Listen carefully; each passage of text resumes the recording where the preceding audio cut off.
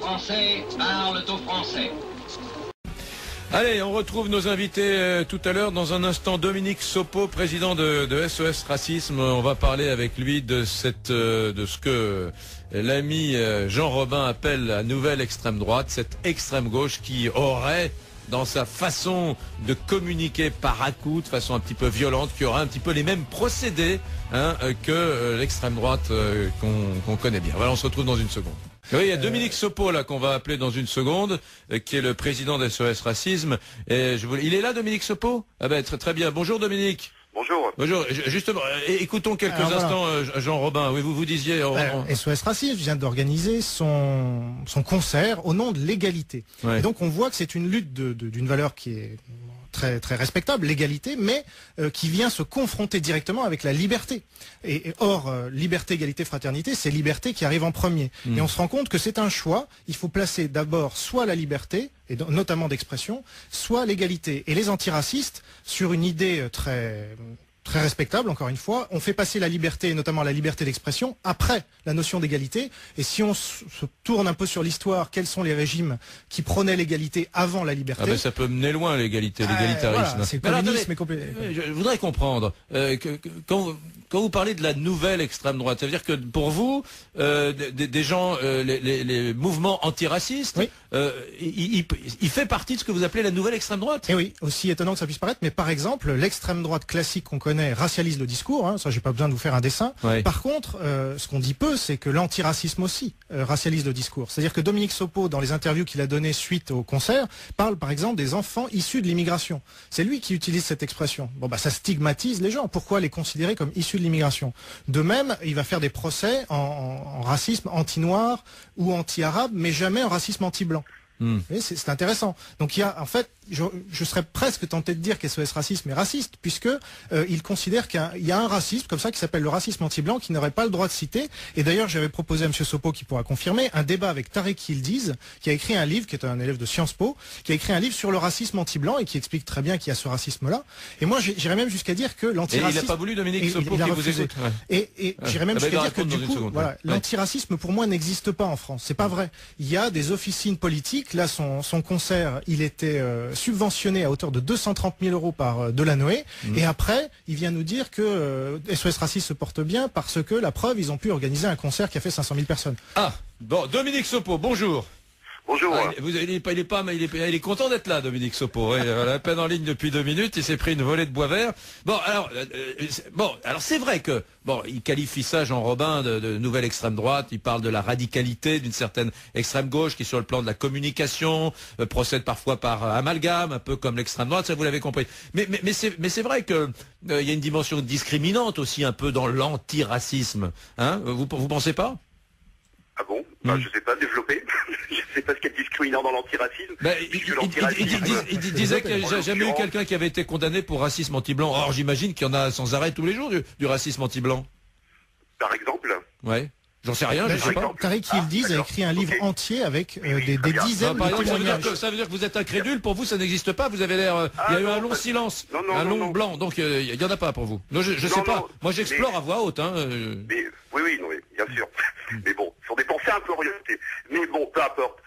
Toujours est-il que, pour en revenir à ce que disait Jean Robin, quand même face à un charabia quand même assez extraordinaire, où on est dans le renversement systématique, j'allais dire, des notions. Donc évidemment, les antiracistes sont les racistes, l'extrême droite, à laquelle manifestement il appartient malgré ses dénégations, ça devient les résistants, alors même que ça n'est pas ce qui a tout à fait symbolisé l'extrême droite dans l'histoire en l'occurrence.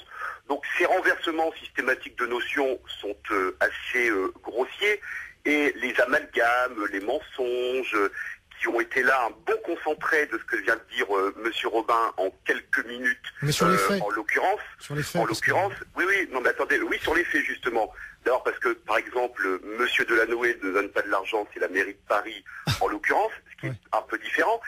Par ailleurs, figurez-vous que la chaîne qui a permis aussi de financer le concert, c'est Direct Star, qui appartient à Monsieur Bolloré. Donc vous voyez que ce n'est pas tout à fait la gauche qui finance le concert Monsieur Robin.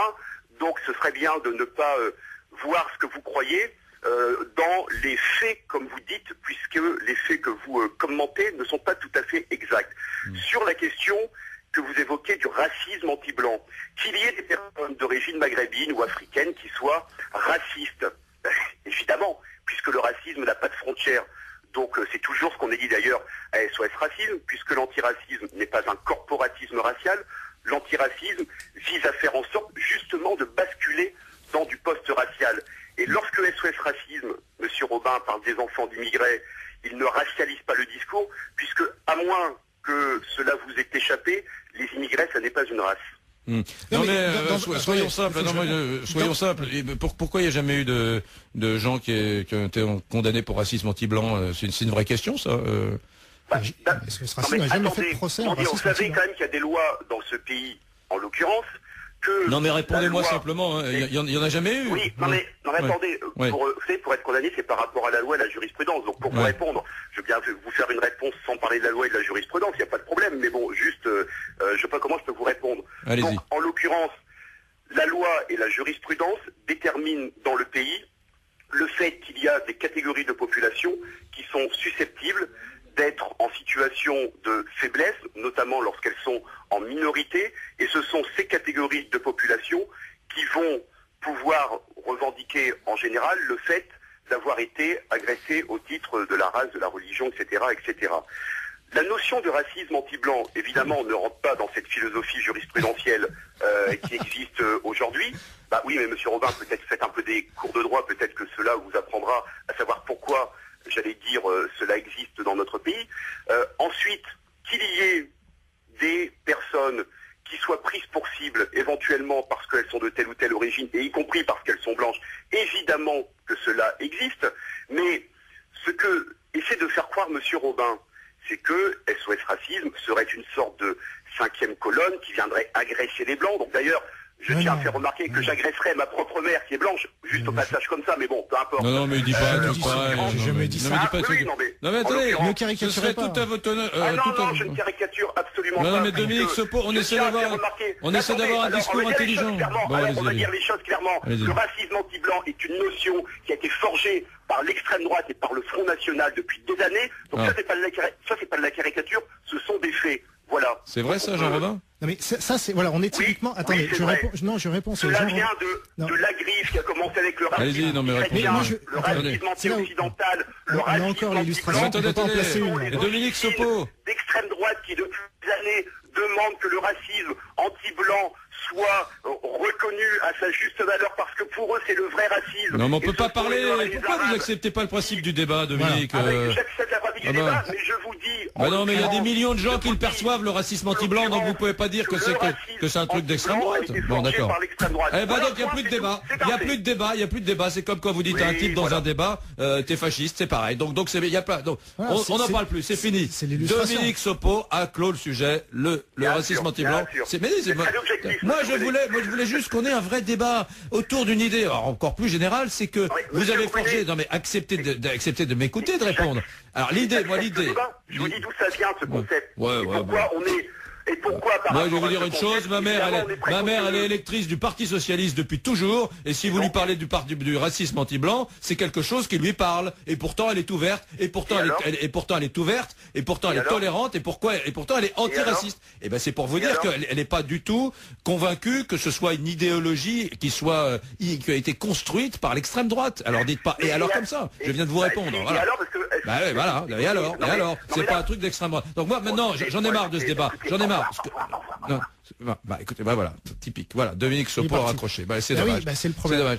Mais finalement, moi, la difficulté que j'ai, c'est essayer de faire comprendre à cette gauche ultra et radicale, à ces mouvements antiracistes qui sont pas forcément de gauche, puisque ils sont parfois politiques, c'est qu'ils ont finalement construit un monde qui ressemble à celui qu'il prétendait combattre, c'est-à-dire un monde qui promène une espèce de soft totalitarisme, doux, qui a le visage souriant, humaniste, et qui en réalité, refuse le débat.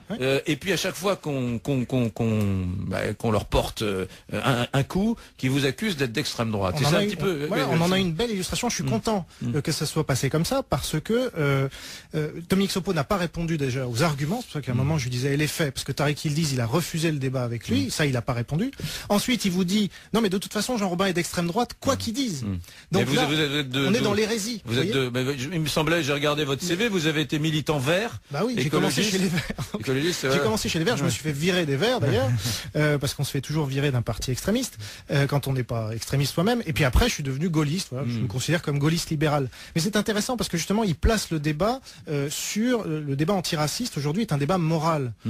Donc il n'y a plus les faits. Et quand on lui parle de racisme anti-blanc, là il hurle et il n'y a plus de débat justement. Bon, allez, on s'est un peu écarté d'Eva Joly, quoique pas tant que ça, puisqu'on parle encore une fois d'une certaine gauche radicale qui essaie d'avancer dans le débat médiatique, avec des sorties parfois un peu tyrannique, intolérante. Je vais vous faire écouter un truc, donc je demande tout de suite à ceux qui sont de gauche, qui ont le cœur à gauche vraiment, mais quand même c'est intéressant. On va écouter Anne Muxel. Elle est politologue. Elle est directrice de recherche au CEVIPOF, au Centre de recherche politique de Sciences Po, Et elle a publié il y a quelque temps Toi, moi et la politique, amour et conviction. Elle a un petit peu enquêté sur la politique au sein de la sphère intime, de la sphère politique, et elle était interviewée il y a quelques mois sur une radio concurrente, et écoutez, ça fait juste quelques 40-45 secondes. Écoutez cette interview. C'est vrai qu'il y a une plus grande difficulté pour les personnes qui se classent à gauche d'accepter la divergence d'opinion politique dans la sphère dans leur sphère privée, dans leur sphère intime, dans les échanges affectifs qu'ils ont avec les autres. C'est vrai qu'à droite, la culture de la droite suppose la liberté de l'autre, la liberté à chacun de penser et de vivre et d'être comme il veut, davantage sans doute, et cela effectivement suppose peut-être une plus grande ouverture, une plus grande tolérance à la différence. Alors ça ne veut pas dire que je n'ai pas rencontré de gens de gauche ouverts et de gens de droite plus fermés, bien sûr. J'adore cette interview parce que Anne Muxel, cette politologue de Sciences Po, dit tout ce que je pense. Et c'est vrai que là, on a ouvert un débat avec mon invité aujourd'hui, Jean Robin, auteur de La Nouvelle Extrême Droite. On a ouvert un débat et où on a eu deux contradicteurs sur le concert antiraciste d'hier et sur Eva Joly, Gérard Filoche et Dominique Sopo, qui ont été là-dedans. Moi, j'aurais bien aimé, en situation de désaccord, ouvrir un vrai débat avec eux. Filoche a parlé tout le temps, refusant finalement le dialogue et l'échange. Il a parlé pendant un quart d'heure. Bon, c'est intéressant ce qu'il disait, mais il m'empêchait. Et il vous empêcait, vous, d'intervenir. Ouais. Et puis Sopo a raccroché, j'avais jamais vécu ça de ma vie. Ouais. On n'a rien dit de tyrannique, on a juste dit à Sopo, il y a aussi un racisme anti-blanc. Est-ce que, au sein d'SOS Racisme, vous allez vous occuper de cette forme de racisme? Il nous disait pas, c'est pas vrai, et il vous a accusé d'être d'extrême droite, Jean Robin. Quoi que je dise. Ouais, finalement, est-ce qu'elle a pas raison, cette politologue Anne Muxel? C'était un petit son que j'avais piqué chez nos amis de France Inter. Je leur demande pardon tout de suite. Mais c'était intéressant. Non, mais elle a vraiment raison. Là, on en a l'illustration. Si vous voulez, Sopo, encore, il a raccroché au nez. Il nous a pas encore traîné au tribunal. Parce que ce qu'il avait fait avec Zemmour, par exemple, ou avec d'autres, je trouve c'est complètement antidémocratique pour le coup. Il faut laisser l'espace au débat. La démocratie, c'est d'abord le débat. Si vous tuez le débat, alors il va nous dire oui, mais la défense de la liberté d'expression, c'est parce que la liberté d'expression a des limites, etc. Mais très bien, mais il y a des médias, il y a suffisamment de médias en France pour qu'on en discute, mais non, lui, sa conception du débat, c'est je vous raccroche au nez ou je vous traîne devant le tribunal, etc. Veuillez écouter tout d'abord quelques messages personnels. Gabriel garde l'anonyme. Le manchot la serre dans ses bras. Nous disons, le manchot la serre dans ses bras 2 fois. Le fantôme n'est pas bavard.